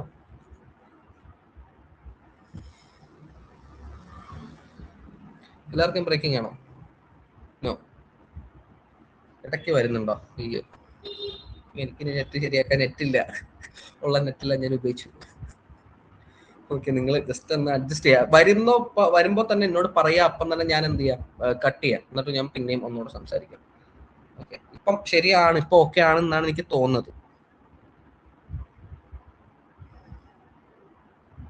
ഓക്കെ, അപ്പം എന്താണ് ഈ ഹിന്ദുത്വ എന്ന് പറഞ്ഞു കഴിഞ്ഞാൽ എന്താണ്? ഹിന്ദുത്വ എന്ന് പറഞ്ഞു കഴിഞ്ഞാൽ ഐഡിയ ബേസിക്കലി റിലീജിയസ് ആയ ഒരു ഐഡിയ അല്ല ഹിന്ദുത്വ. ഓക്കെ, നിങ്ങൾ മനസ്സിലാക്കുക, ഹിന്ദുത്വ എന്ന് പറയുന്ന ഐഡിയ റിലീജിയസ് ആയിട്ടുള്ള ഐഡിയ അല്ല, അതൊരു എത്നിക് ഐഡിയ ആണ്. ഓക്കെ, ഒരു എത്നിക് ഐഡിയ ആണ് ഹിന്ദുത്വ എന്ന് പറയുന്നത്. ഓക്കെ, അപ്പൊ ഹിന്ദുത്വ എന്ന് പറയുന്ന ഐഡിയ പറയുന്നത് ഇന്ത്യയിൽ ജനിച്ച് വളർന്ന ആൾക്കാരുടെ, അല്ലെങ്കിൽ ഇന്ത്യയിൽ ഈ പറയുന്ന രീതിയിൽ പൂർവികരുള്ള ആൾക്കാരുടെ നാടാണ് ഇന്ത്യ എന്ന നേഷൻ. സ്റ്റേറ്റ് അല്ല, ഇന്ത്യ എന്ന നേഷൻ എന്ന് പറയുന്ന ഐഡിയ ആണ് ഹിന്ദുത്വ. ഓക്കെ, അപ്പൊ ഇവിടെ ആർക്ക് സ്ഥാനമില്ല? ഇപ്പം ഇവിടെ സ്ഥാനമുള്ളത് ഹിന്ദുക്കൾക്കാണ്. ഓക്കെ, ഹിന്ദുയിസം എന്ന് പറയുന്ന ഐഡിയയിൽ ജനിച്ച് വളർന്ന പൂർവികരുള്ള ആൾക്കാർക്കാണ് ഇന്ത്യയിൽ സ്ഥാനമുള്ളൂ എന്ന ഐഡിയ ആണ്, അല്ലെങ്കിൽ അവരാണ് ഇന്ത്യയിലെ പ്രഥമ സിറ്റിസൺസ് എന്ന് പറയുന്ന ഐഡിയ ആണ് ഹിന്ദുത്വ. ഓക്കെ, അതൊരു റിലീജിയസ് ഐഡിയ അല്ല. ഓക്കെ, ഹിന്ദുയിസം എന്ന് പറയുന്നതും എന്താണ്, അതൊരു പിന്നീട് ഈ പറയുന്ന ബ്രാഹ്മണിക്കൽ സാധനം ഒരു റിലീജിയൻ ആയി മാറിയതാണ്. ഹിന്ദുയിസം എന്ന് പറയുന്നതും ബേസിക്കലി ഒരു എത്നിക് സാധനമാണ്. ഓക്കെ, ഇന്ത്യയിൽ ഇൻഡസ് വാലി സംസ്കാരത്തിന്റെ ഒക്കെ ഭാഗമായിട്ട് ജനിച്ച് വളർന്ന പൂർവികരുള്ള ആൾക്കാരെയാണ് നമ്മൾ ഹിന്ദു എന്ന് പറയുന്ന ഒരു കാറ്റഗറി പെടുന്നത്. അപ്പം ഇസ്ലാമും ഈ ക്രിസ്ത്യാനിറ്റിയും ഒക്കെ എന്താണ്, ക്രിസ്ത്യാനിറ്റിയും ഇസ്ലാമും എന്ന് പറഞ്ഞാൽ പുറത്തുനിന്ന് വന്ന മതങ്ങളാണ്. ഓക്കെ, പുറത്തോടെ ഇവിടെ ആൾക്കാർ പുറത്ത് പൂർവികർ എന്താകാം, പറയുന്ന ഇറാനിൽ നിന്നോ അല്ലെങ്കിൽ ഏതെങ്കിലും ഈ പറയുന്ന വെസ്റ്റ് ഏഷ്യയിൽ നിന്നാകാം, അല്ലെങ്കിൽ ഈ പറയുന്ന ക്രിസ്ത്യാനിറ്റി ആണെങ്കിൽ ഏതെങ്കിലും ലാറ്റിൻ അമേരിക്കൻ രാജ്യങ്ങളിൽ നിന്നാകാം, നോർത്ത് അമേരിക്കന്നോ സൗത്ത് അമേരിക്കന്നോ ആകാം. ഓക്കെ, അപ്പം എന്താണ്, പൂർവികര് അവിടെ ആകാനുള്ള ചാൻസ് കൂടുതലാണ് ഈ പറയുന്ന ഹിന്ദുക്കൾക്കും എന്താണ് ഇസ്ലാമിൽ വിശ്വസിക്കുന്ന ആൾക്കാർക്ക്. അപ്പൊ അതാണ് ഹിന്ദുത്വം എന്ന് പറയുന്നത്. അതായത് നേഷൻ എന്താണെന്ന് പറഞ്ഞത്, ഒരു കൂട്ടം ആൾക്കാർ സെയിം എത്നിക് കൾച്ചറൽ ഷെയർ ചെയ്യുന്ന ഒരു സാധനത്തിന് നമ്മൾ നേഷൻ എന്ന് പറയുന്നത്. അപ്പൊ ആ ഒരു ഐഡിയ ആണ് ഹിന്ദുത്വം പ്രൊപ്പഗേറ്റ് ചെയ്തുകൊണ്ട് പറയുന്നത്. ഇവിടെ ഹിന്ദുസിനാണ് പ്രഥമ പരിഗണന, ബാക്കി മൈനോറിറ്റീസ് ഒക്കെ ഒരു സെക്കൻഡ് ക്ലാസ് സിറ്റിസൺസ് ആയിട്ടാണ് പരിഗണിക്കേണ്ടത്. നേഷൻ എന്ന് പറയുന്ന ഐഡിയ നിർത്തുമ്പോഴെന്ന് പറയുന്ന ഐഡിയ ആണ് ഹിന്ദുത്വം. ഓക്കെ, അപ്പൊ അതാണ് ഈ നേഷനും സ്റ്റേറ്റും തമ്മിലുള്ള വ്യത്യാസം. ഓക്കെ, അപ്പൊ നേഷൻ എന്താണ്, നേഷൻ എന്ന് പറഞ്ഞാൽ കൾച്ചറൽ ഇമോഷണൽ ഏരിയ ആണ്, സ്റ്റേറ്റ് എന്ന് പറഞ്ഞാൽ ലീഗൽ പൊളിറ്റിക്കൽ ഏരിയ ആണ്. ആ ഒരു ഐഡിയ മനസ്സിലാക്കി വെക്കുക. ഓക്കെ, നമുക്ക് സ്റ്റേറ്റിനെ കുറിച്ച് നോക്കുമ്പോൾ സ്റ്റേറ്റിനെ കുറിച്ച് കുറച്ചുകൂടെ ഉദാഹരണം കിട്ടും. A state is simply a group of people living together in a specific area under one government that has the power to make and enforce laws. Think of it like a large organized community where everyone follows certain rules. ഞാൻ നേരത്തെ പറഞ്ഞ പോലെ എന്താണ്, ഒരു specific ടെറിട്ടറിയുടെ ഉള്ളിൽ, okay, state എന്ന് പറഞ്ഞാൽ ഒരു സ്പെസിഫിക് ടെറിട്ടറിയുടെ ഉള്ളിൽ ജീവിക്കുന്ന കുറെ ആൾക്കാർ. ഓക്കെ, കുറെ ആൾക്കാർ, ഒരു പോപ്പുലേഷൻ. ഈ പോപ്പുലേഷന്റെ മുകളിൽ എന്തുണ്ട്, സോവറിനിറ്റി ഉണ്ട്, അല്ലെങ്കിൽ പരമാധികാരമുണ്ട്. ആർക്കുണ്ട് സോവറിനിറ്റി? ആർക്കുണ്ട്? സ്റ്റേറ്റിനല്ല, സോവറിനിറ്റി ആർക്കുണ്ട്? ഈ പറയുന്ന ഇൻസ്റ്റിറ്റ്യൂഷൻസിനുണ്ട്. ഓക്കെ, ഈ പറയുന്ന ഇൻസ്റ്റിറ്റ്യൂഷൻസ് ഉണ്ട്, ലീഗൽ പൊളിറ്റിക്കൽ ഇൻസ്റ്റിറ്റ്യൂഷൻസ്. ഈ ലീഗൽ പൊളിറ്റിക്കൽ ഇൻസ്റ്റിറ്റ്യൂഷൻസ് ആണ് government, bureaucracy, judiciary, parliament, law making, ഇതെല്ലാം. അപ്പം എന്താണ്, ആ ഒരു സിസ്റ്റത്തിനെയാണ്, ഓക്കെ, ആ ഒരു ഈ പറയുന്ന ആൾക്കാരെ ഗവേൺ ചെയ്യുന്ന ആ സിസ്റ്റത്തിനെയാണ് നമ്മൾ സ്റ്റേറ്റ് എന്ന് പറയുന്നത്. ഓക്കെ, ഒരു സ്പെസിഫിക് ടെറിട്ടറിയുടെ ഉള്ളിൽ. ഓക്കെ, ലാർജ് ഓർഗനൈസ്ഡ് എന്താണ്, ഒരു ടെറിട്ടറിയുടെ ഉള്ളിൽ ഒരു കൂട്ടം ആൾക്കാർ ഓർഗനൈസ്ഡ് ആയിട്ട് ജീവിക്കുന്നു, കുറെ നിയമങ്ങൾ പാലിച്ചുകൊണ്ട് ജീവിക്കുന്നു. അപ്പൊ ഈ നിയമങ്ങൾ ഉണ്ടാക്കി അതിന് ഇൻഫോം ചെയ്ത് പബ്ലിക്കിൽ ഈ പറയുന്ന ഒരു ഓർഡറും കാര്യങ്ങൾ ആൾക്കാരുടെ നീഡ്സ് എല്ലാം ഫുൾഫിൽ ചെയ്ത് പോകുന്ന ഒരു ബോഡി ആയിട്ട് സ്റ്റേറ്റ് പ്രവർത്തിക്കുന്നു. അതിനാണ് നമ്മൾ സ്റ്റേറ്റ് എന്ന് പറയുന്നത്. State is different from the government. While the government is like the management team that runs the state is the entire system. Okay, state എന്ന് പറയുന്നത് എന്താണ്, സ്റ്റേറ്റ് എന്ന് പറയുന്നത് ഗവൺമെന്റ് അല്ല. ഓക്കെ, സ്റ്റേറ്റ് എന്ന് പറയുന്നത് ഗവൺമെന്റ് അല്ല, സ്റ്റേറ്റിൽ പെടുന്ന ഒരു കാര്യം മാത്രമാണ് ഗവൺമെന്റ്. ഓക്കെ, സ്റ്റേറ്റ് എന്ന് പറഞ്ഞാൽ ഇത് ആണ് സ്റ്റേറ്റ് എന്ന് വെച്ചോ. ഓക്കെ, സ്റ്റേറ്റിൽ പെടുന്ന ഒരു എൻറ്റിറ്റി മാത്രമാണ് ഗവൺമെന്റ്. ഓക്കെ, അതിനകത്ത് വേറെ എന്തൊക്കെ ഉണ്ട് അവിടെ? ഈ പറയുന്ന ബ്യൂറോക്രാറ്റ്സ് ഉണ്ട്. ഓക്കെ, ബ്യൂറോക്രസി ഉണ്ട്, ജുഡീഷ്യറി ഉണ്ട്. ഓക്കെ, അതേ കണക്ക് തന്നെ ഇൻട്രസ്റ്റ് ഗ്രൂപ്പുകൾ ഉണ്ട്. ഓക്കെ, ഇൻട്രസ്റ്റ് ഗ്രൂപ്പുകൾ ഉണ്ട്. അപ്പം ഈ സ്റ്റേറ്റ് എന്ന് പറയുന്ന ഈ ഒരു എൻറ്റയർ സിസ്റ്റത്തിന്റെ ഉള്ളിലാണ് ഈ കാര്യങ്ങളെല്ലാം വരുന്നത്. ഓക്കെ, അപ്പൊ ഗവൺമെന്റ് എന്ന് പറയുന്നത് എന്തല്ല, ഗവൺമെന്റ് സ്റ്റേറ്റ് അല്ല. കാരണം സ്റ്റേറ്റിൽ പെടുന്ന ഒരു കാര്യമാണ് ഗവൺമെന്റ്. സ്റ്റേറ്റിൽ വേറെയും ഒരുപാട് കാര്യങ്ങളുണ്ട്. ഓക്കെ, സ്റ്റേറ്റിലെ ഏറ്റവും പ്രധാനപ്പെട്ട കാര്യമാണ് ഗവൺമെന്റ്. അതേ കണക്ക് തന്നെ ഒരുപാട് കാര്യങ്ങളുണ്ട്. This includes the people, land, laws, institution that keep everything working together. അപ്പൊ സ്റ്റേറ്റിൽ എന്തൊക്കെയുണ്ട്? ഗവൺമെന്റ് ഉണ്ട്. ഈ ഗവൺമെന്റ് എന്തിനാണ് പ്രവർത്തിക്കുന്നത്? പീപ്പിളിന് വേണ്ടിയാണ് പ്രവർത്തിക്കുന്നത്. ഓക്കെ, അപ്പൊ പീപ്പിൾ ഉണ്ട്. പിന്നെ എന്തുണ്ട്? ഈ പറയുന്ന സ്പെസിഫിക് ടെറിട്ടറി ഉണ്ട്. അപ്പൊ ലാൻഡ് ഉണ്ട്. പിന്നെ എന്തുണ്ട്? നിയമങ്ങളുണ്ട്. അപ്പൊ നിയമങ്ങൾ ഉണ്ടാവണമെങ്കിൽ എന്ത് വേണം? ജുഡീഷ്യറി വേണം. നിയമങ്ങൾ നല്ല രീതിയിലാണോ പോകുന്നതെന്ന് നോക്കാൻ, പ്രോപ്പറായിട്ടാണോ പാലിച്ചാണോ പോകുന്നത് നോക്കാൻ ജുഡീഷ്യറി ഉണ്ട്. നിയമങ്ങൾ കൊണ്ടുവരാൻ പാർലമെന്റ് ഉണ്ട്. ഈ പറയുന്ന നിയമങ്ങൾക്ക് അനുസരിച്ച് അല്ലെങ്കിൽ പോളിസീസിനനുസരിച്ച് പബ്ലിക്കിന് വേണ്ട ആവശ്യങ്ങൾ കൊടുക്കാൻ ആരുണ്ട്? ബ്യൂറോക്രാറ്റ്സ് ഉണ്ട്. ഓക്കെ, ബ്യൂറോക്രാറ്റ്സ് ഉണ്ട്. അതേ കണക്ക് തന്നെ പല പൊളിറ്റിക്കൽ ഇൻസ്റ്റിറ്റ്യൂഷൻസ് ഉണ്ട്, ലീഗൽ ഇൻസ്റ്റിറ്റ്യൂഷൻസ് ഉണ്ട്. അപ്പൊ ഇതിനെല്ലാം ഒരുമിച്ച് കൊണ്ട് പ്രവർത്തിച്ചുകൊണ്ട് പോകുന്ന ആ ഒരു അവസ്ഥയാണ് നമ്മൾ സ്റ്റേറ്റ് എന്ന് പറയുന്നത്, അല്ലെങ്കിൽ ആ ഒരു കോൺസെപ്റ്റാണ് നമ്മൾ സ്റ്റേറ്റ് എന്ന് പറയുന്നത്. Okay,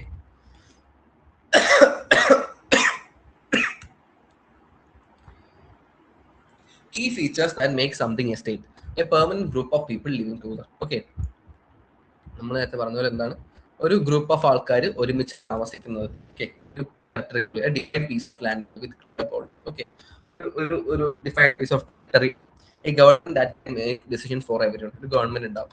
power to enforce laws and maintain order. Law and order enforce ചെയ്യാനും അത് പ്രോപ്പറായിട്ടാണ് ലോ എല്ലാം എസ്റ്റാബ്ലിഷ് ആവുന്നതെന്ന് മനസ്സിലാക്കാനായിട്ട് എന്തുണ്ട്? ഈ പറയുന്ന രീതിയിൽ സിസ്റ്റംസ് ഉണ്ട്, ജുഡീഷ്യറി ഉണ്ട്, പാർലമെന്റ് ഉണ്ട്, ലോ കൊണ്ടുവരാൻ. അത് എല്ലാ നിയമങ്ങളൊക്കെ നല്ല രീതിക്കാണ് പ്രവർത്തിക്കുന്നത് അല്ലെങ്കിൽ ബുദ്ധിമുട്ടുണ്ടോ എന്ന് ചെക്ക് ചെയ്യാനായിട്ട് ജുഡീഷ്യറി ഉണ്ട്. ഓക്കെ, അപ്പൊ വേറെ മെക്കാനിസംസ് ഉണ്ട്. Recognition by other states in the world. അപ്പൊ ഇതേ കണക്ക് വേറെന്താണ്, ഒരു സ്റ്റേറ്റ് ആകുമ്പോൾ ചുമ്മാ ഇത് ഞങ്ങളുടെ സ്റ്റേറ്റ് ആണ് എന്ന് പറഞ്ഞ് ഗവൺമെന്റ് ഉണ്ടാക്കി രൂപീകരിച്ച് നടക്കാൻ പറ്റത്തില്ല. നമ്മൾ ജീവിക്കുന്ന എന്താണ്, ഒരു ഇന്റർനാഷണൽ സിസ്റ്റത്തിലാണ്. ഓക്കെ, സ്റ്റേറ്റ് എന്ന് പറഞ്ഞാൽ ഒരു ടെറിട്ടറി ഉള്ള സിസ്റ്റമാണ്. അതിന്റെ മുകളിൽ എന്തുണ്ട്, ഒരു ഇന്റർനാഷണൽ സിസ്റ്റം ഉണ്ട്. ആ ഇന്റർനാഷണൽ സിസ്റ്റത്തിൽ എന്തുണ്ട്, ഇതേപോലെ പല പല സ്റ്റേറ്റുകളുണ്ട്. ഓക്കെ, പല പല സ്റ്റേറ്റുകളുണ്ട്. അപ്പം ബാക്കിയുള്ള സ്റ്റേറ്റുകൾ ഇതിനെ ഒരു സ്റ്റേറ്റ് ആയിട്ട് റെക്കഗ്നൈസ് ചെയ്യുക എന്ന് പറയുന്നത്, ഓക്കെ, അംഗീകരിക്കുക എന്ന് പറയുന്നത് ഒരു പ്രധാനപ്പെട്ട പോയിന്റാണ്.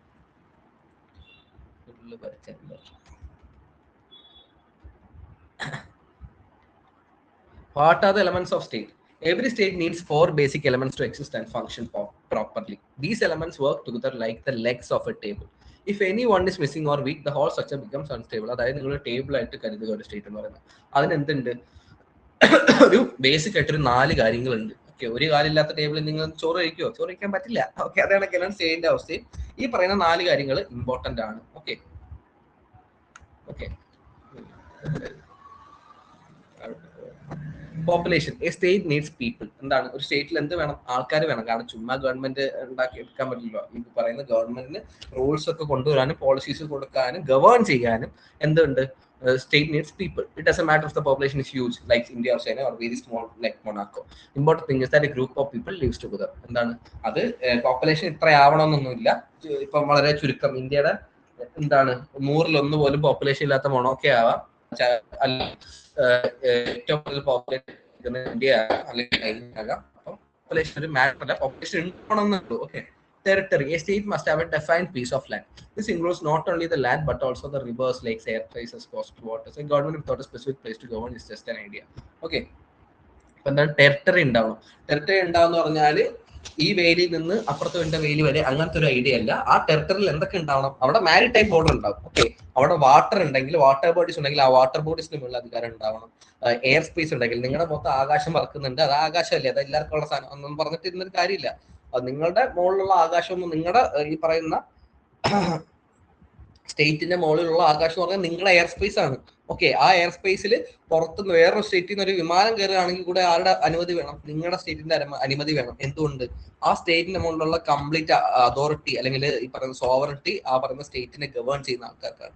ഓക്കെ, അപ്പൊ എന്തുണ്ട്, എയർ സ്പേസും വാട്ടർ ബോഡീസും എല്ലാം വരുന്നതാണ് സ്റ്റേറ്റ്. ഓക്കെ, ലാൻഡ് മാത്രമല്ല. അപ്പം a government without specific place to govern is just an idea എന്നാണ് പറയുന്നത്. അതായത് ഒരു സർക്കാരുണ്ട്, പക്ഷെ ഗവേൺ ചെയ്യാൻ സ്ഥലമില്ലെങ്കിൽ എന്താണ്, അത് വെറും ഐഡിയ മാത്രമാണ്. Okay, government, this is the organization that acts on behalf of the state to manage its affairs. It includes leaders, police, military and all the public officers. The government is the machinery that makes and enforces law. Government എന്താണ്, നമുക്കെല്ലാം അറിയാവുന്ന പോലെ സ്റ്റേറ്റിന്റെ കാര്യങ്ങൾ affairs manage ചെയ്യുന്ന ഒരു കാര്യമാണ്. Okay, സ്റ്റേറ്റിന്റെ അഫയേഴ്സ് മാനേജ് ചെയ്യുന്ന പ്രഥമ ഒരു ഒരു ഒരു എൻറ്റിറ്റിയാണ് ഗവൺമെന്റ് എന്ന് പറയുന്നത്. ഓക്കെ, അതിനകത്ത് ആരുണ്ട്, പോലീസ് ഉണ്ട്, പട്ടാളം ഉണ്ട്, കുറെ പൊളിറ്റിക്കൽ ലീഡേഴ്സ് ഉണ്ട്, പിന്നെ ഗവൺമെന്റ് അണ്ടറിൽ തന്നെ വരുന്ന കുറെ പബ്ലിക് ഓഫീസേഴ്സ് ഉണ്ട്. നമ്മളിപ്പോൾ ലോക്കലായിട്ട് നോക്കുകയാണെങ്കിൽ വില്ലേജ് ഓഫീസ് ഒക്കെ പറഞ്ഞാൽ ഈ സ്റ്റേറ്റിന്റെ ഭാഗമായിട്ട് വരുന്ന കാര്യമാണ്. ഓക്കെ, അപ്പം ഗവൺമെന്റിന്റെ കുറെ മിഷനറീസ് ഉണ്ട്. എന്തിനായിട്ട്, നിയമങ്ങൾ കൊണ്ടുവരാൻ, പോളിസീസ് കൊണ്ടുവരാൻ, അത് പ്രാബല്യത്തിൽ കൊണ്ടുവരാൻ.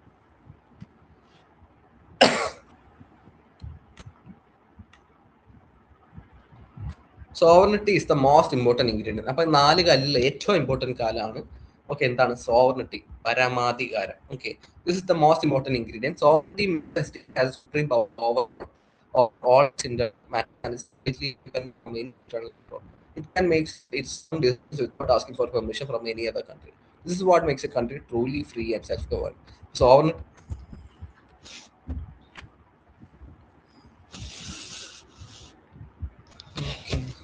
കേൾക്കുന്നുണ്ടോ, ബ്രേക്കിംഗ് ഉണ്ടോ?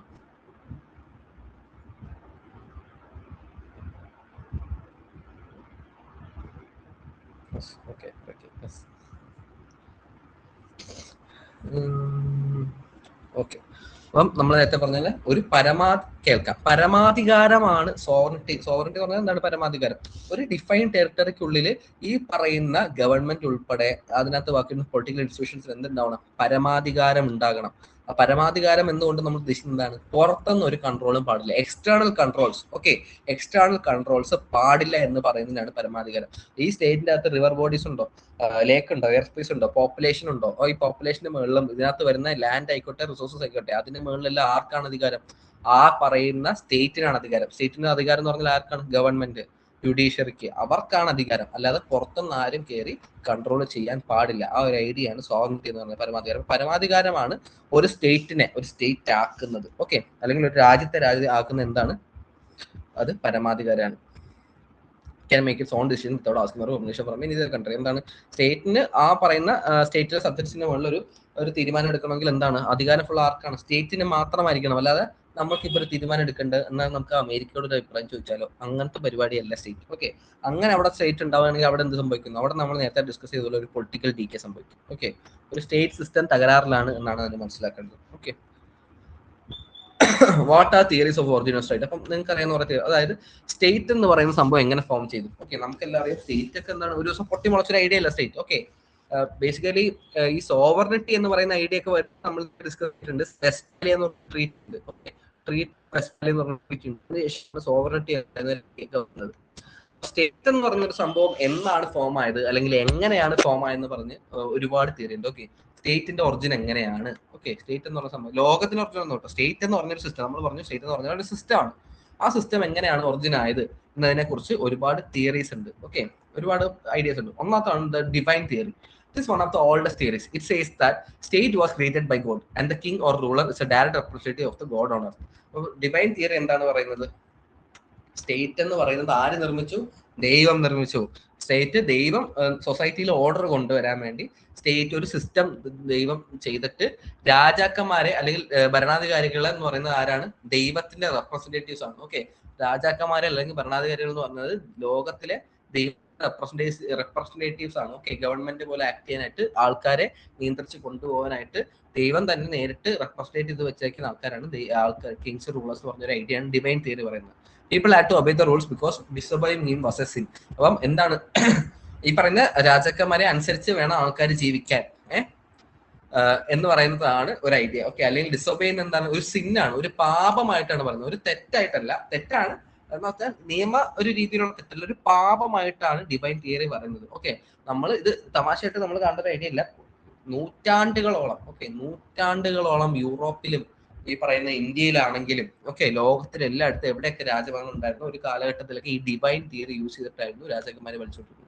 അതായത് ദൈവത്തിന്റെ ഡയറക്റ്റ് റെപ്രസെന്റേറ്റീവ് ആണ് ഞങ്ങള്, അപ്പം ഞങ്ങളെ ധിക്കരിക്കുക എന്ന് പറഞ്ഞു കഴിഞ്ഞാൽ എന്താണ്? ഒരു പാപമാണ്, ദൈവത്തിനെ ധിക്കരിക്കുന്നതിന് തുല്യമാണ് എന്ന് പറയുന്ന ഒരു ഡിവൈൻ ആയിട്ടുള്ള ഒരു ഐഡിയ വെച്ചുകൊണ്ടാണ് പല ആൾക്കാരും എന്താണ് ഭരണം നടത്തിക്കൊണ്ടിരുന്നത്. ഓക്കെ, പിന്നെ ഈ ഇങ്ങനെ ഭരിക്കുമ്പോൾ പ്രശ്നം എന്ന് പറഞ്ഞാൽ എന്താണ്? ദൈവത്തിന്റെ ആൾ എന്ന് പറയുമ്പോൾ അതിനെ ഓവർടേക്ക് ചെയ്യാനോ അപ്പുറത്തേക്ക് ഒരു വോയിസ് കൊടുക്കാനോ ഇപ്പുറത്തെ ആളുണ്ടാവില്ല. ഓക്കെ, റെപ്രസെന്റേറ്റീവ് വരുന്നു.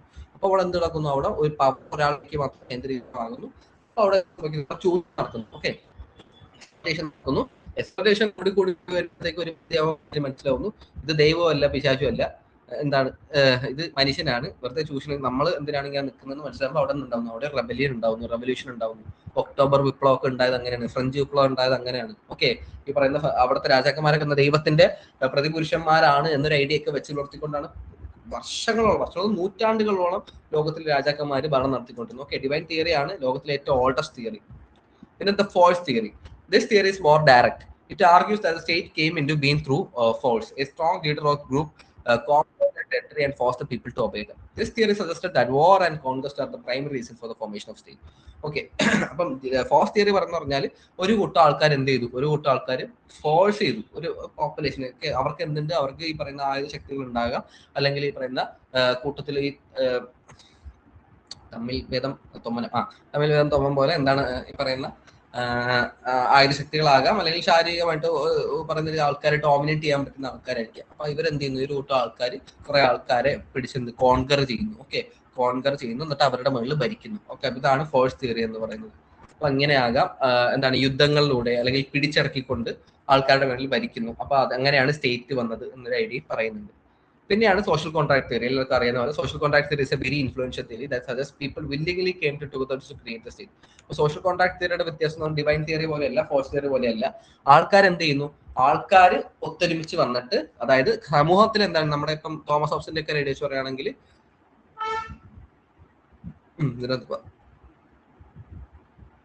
ഇതിനകത്ത് പറയുന്നുണ്ട്. ഓക്കെ, അതായത് ആൾക്കാർ ഒരുമിച്ച് വരുന്നു, ആൾക്കാർ ഒരുമിച്ച് വന്നിട്ട് സ്റ്റേറ്റ് ഫോം ചെയ്തു. എന്തിനു വേണ്ടി? സമൂഹം മൊത്തത്തിൽ കെയോസ് ആയിരുന്നു. കെയോസിനെ മാറ്റി കിട്ടാൻ വേണ്ടി എന്താണ് ഓർഡർ കൊണ്ടുവരാൻ വേണ്ടി ആൾക്കാർ ഒരുമിച്ച് വന്നിട്ട് സ്റ്റേറ്റ് ഫോം ചെയ്തു വന്നു. ഓക്കെ, പീപ്പിൾ വില്ലിംഗ്ലി എന്നാണ് പറയുന്നത്. ഓക്കെ, ഇപ്പോൾ സ്വമേധയായിരുന്നു.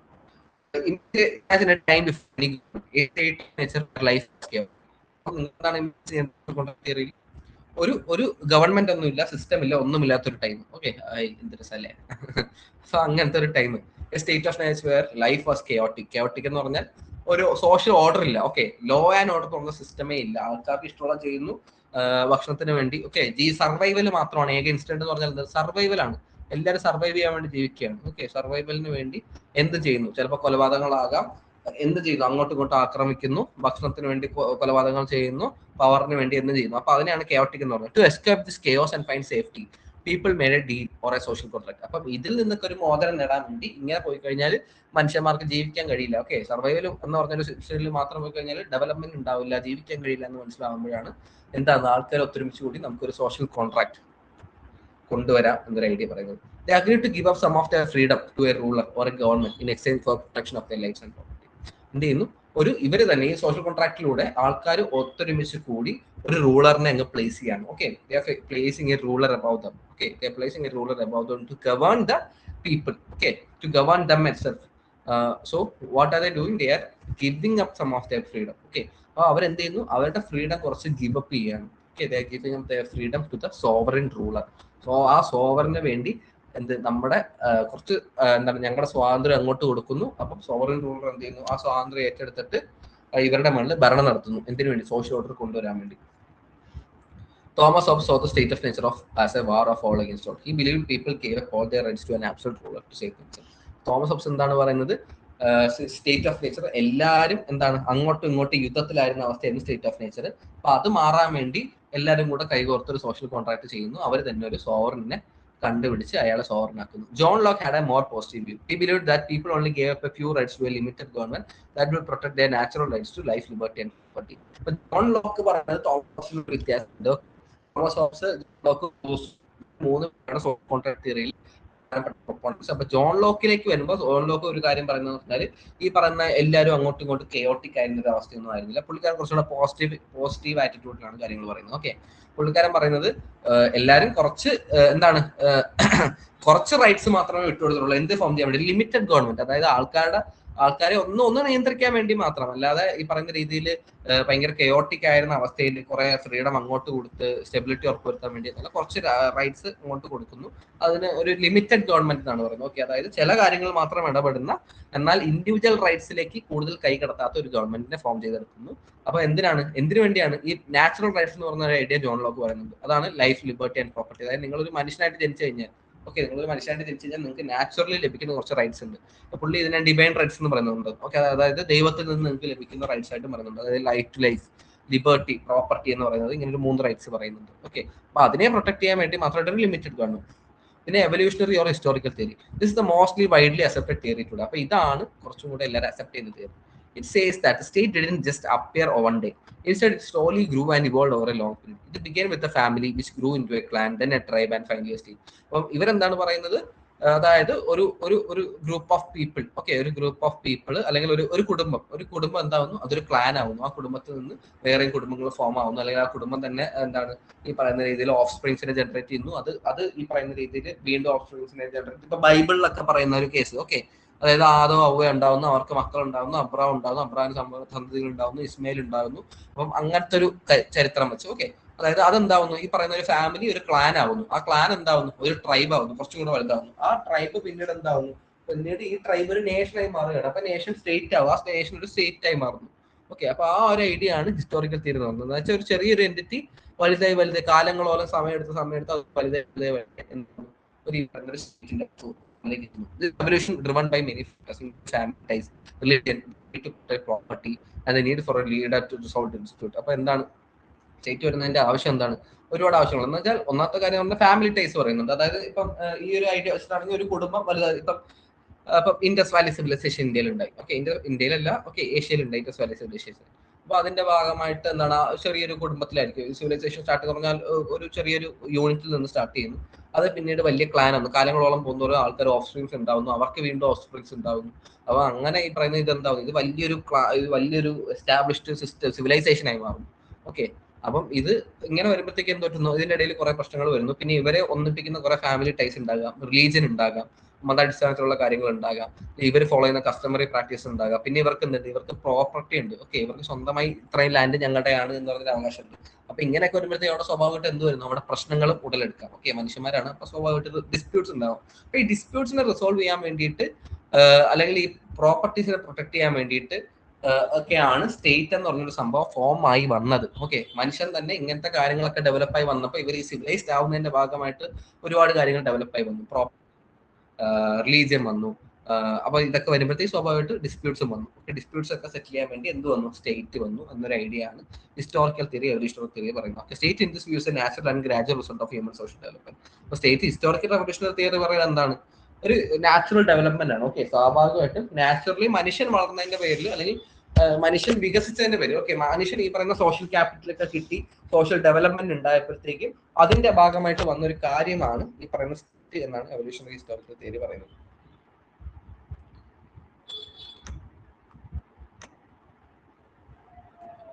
പിന്നെയാണ് what are the theories of state, theories of sovereignty. അപ്പം ഇതും കൂടെ നോക്കി നമുക്ക് തിയറീസ് ഓഫ് സോവറിനിറ്റി. അപ്പൊ സോവറിനിറ്റിയെ കുറിച്ച് എന്താണ് ഒരു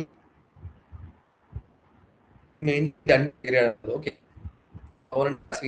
supreme power state. But who or what truly holds this power? The question is two major ideas. അപ്പോൾ സോവറിനിറ്റി എന്ന് പറയുന്നത് എന്താണ്, സുപ്രീം പവർ ആണ്, സ്റ്റേറ്റിന് ഉള്ള പരമാധികാരമാണ് സോവറിനിറ്റി എന്ന് പറയുന്നത്. ഓക്കെ, അപ്പം എന്താണ് അതിനെ കുറിച്ചുള്ള രണ്ട് തിയറീസ് ആണ്. Monistic theory of sovereignty. Okay, monistic theory. This theory most famously supported by John Austin. Monistic തിയറിയുടെ പ്രധാനപ്പെട്ട വക്താവാണ് John Austin. Believes that sovereignty is absolute and rest in a single person or body. Okay, പുള്ളിക്കാരൻ എന്താണ് believe ചെയ്യുന്നത്, sovereignty rest ചെയ്യുന്നത് എന്താണ്, ഒരു single പേഴ്സണിലോ അല്ലെങ്കിൽ ഒരു ബോഡിയിലോ. സ്ക്രീൻ ഉണ്ടോ, സ്ക്രീൻ ഉണ്ടല്ലോ, അല്ല നിങ്ങൾക്കുണ്ടോ,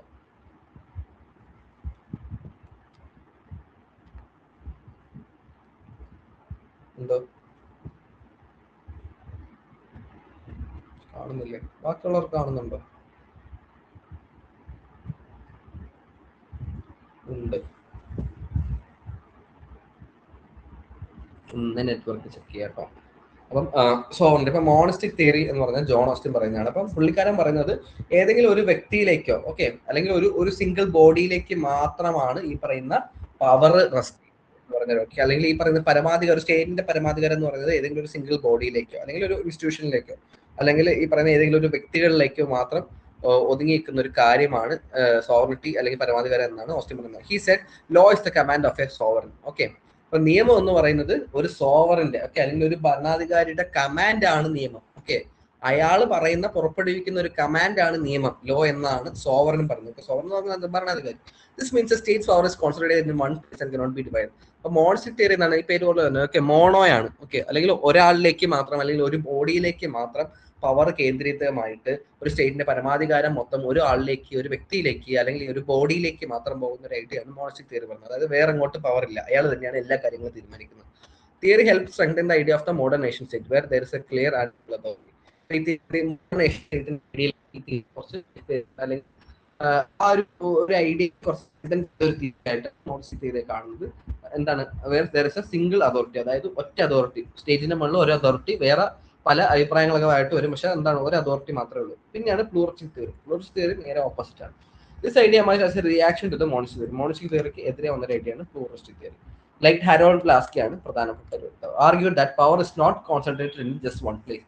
ഹരോൾഡ് ലാസ്കി പറയുന്നത് ഈ പറയുന്ന പോലെ ഒരു വ്യക്തിയിലേക്കോ അല്ലെങ്കിൽ ഏതെങ്കിലും ഒരു സിംഗിൾ ബോഡിയിലേക്ക് മാത്രമല്ല സോവറിനിറ്റി അല്ലെങ്കിൽ പരമാധികാരം പവർ എന്ന് പറയുന്ന കാര്യം ഒതുങ്ങുന്നത്. ഇറ്റ്സ് ഡിസ്പേഴ്സ്ഡ് എന്നാണ് പറയുന്നത്. അല്ലെങ്കിൽ അത് ഇങ്ങനെ ഡിസ്പേഴ്സ് ആയി കിടക്കുന്ന ഒരു സാധനമാണ്.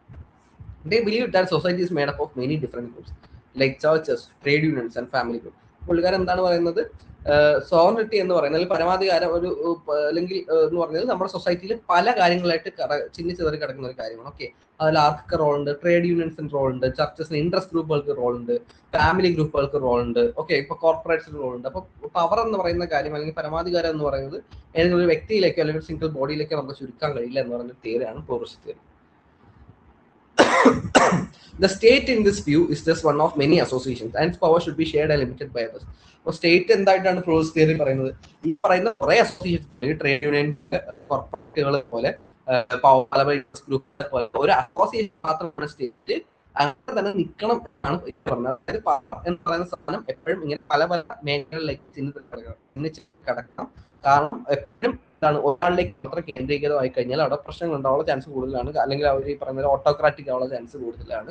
അപ്പൊ എന്താണ് ബാക്കിയുള്ള ആൾക്കാരുടെ ഉത്തരവാദിത്തമാണ് എന്താണ് ഇത് ലിമിറ്റ് ചെയ്യുക എന്ന് പറയുന്നത്. ഓക്കെ, അപ്പൊ ലിമിറ്റ് ചെയ്യുക എന്ന് പറയുന്നത് ബാക്കിയുള്ള ഗ്രൂപ്പുകളുടെ ഉത്തരവാദിത്തമാണ്. എന്താണ് പവർ ഒരാളിലേക്ക് മാത്രം കേന്ദ്രീകൃതമാകാതെ പോവുക, അല്ലെ ആകാതിരിക്കുക എന്ന് പറയുന്നത് ബാക്കിയുള്ളവരുടെ ഉത്തരവാദിത്തമാണ്. ഓക്കെ, ലിമിറ്റ് ചെയ്യണം, ലിമിറ്റഡ് ബൈ ദസ് എന്നാണ് പറയുന്നത്. ഓക്കെ, അപ്പൊ ഇതാണ് പ്ലൂറലിസ്റ്റ് തിയറി, മോണിസ്റ്റി തിയറി. നമുക്ക് ഇന്നത്തേക്ക് ഇത് മതി, എല്ലാം കൂടെ ഒരുമിച്ച് ചെയ്യണം. അപ്പം സ്റ്റേറ്റിനെ കുറിച്ച് കുറെ ലിബറൽ തിയറി ഉണ്ട്, മാർക്സിസ്റ്റ് തിയറി ഉണ്ട്, ഫെമിനിസ്റ്റ് തിയറി ഉണ്ട്. അപ്പം അതും കൂടെ നമുക്ക് ഓടി നോക്കാം. എന്നിട്ട് അടുത്ത ലെജിറ്റിമസിയോ പവറോ ഒക്കെയാണ് അവിടെ നോക്കാം. സ്റ്റേറ്റ് മാത്രമായിട്ട് ഉണ്ടാവും, ബാക്കിയെല്ലാം നമുക്ക് പെട്ടെന്ന് നോക്കി പോകുന്ന കാര്യങ്ങളാണ്. Okay, so that's it for today. Thank you. എന്തെങ്കിലും സംശയം ഉണ്ടെങ്കിൽ ചോദിക്കാം, അല്ലെങ്കിൽ നമുക്ക് വൈൻഡപ്പ് ചെയ്യാം.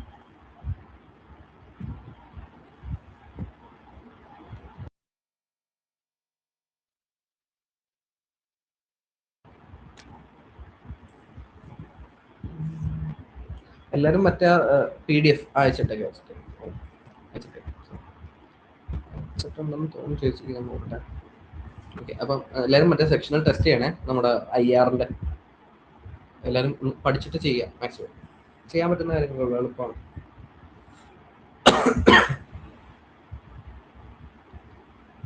ഓക്കെ, അപ്പം PDF ഒക്കെ അയച്ചിട്ടേക്കാം. Thank you. ലീവ് ചെയ്തോളൂ കേട്ടോ.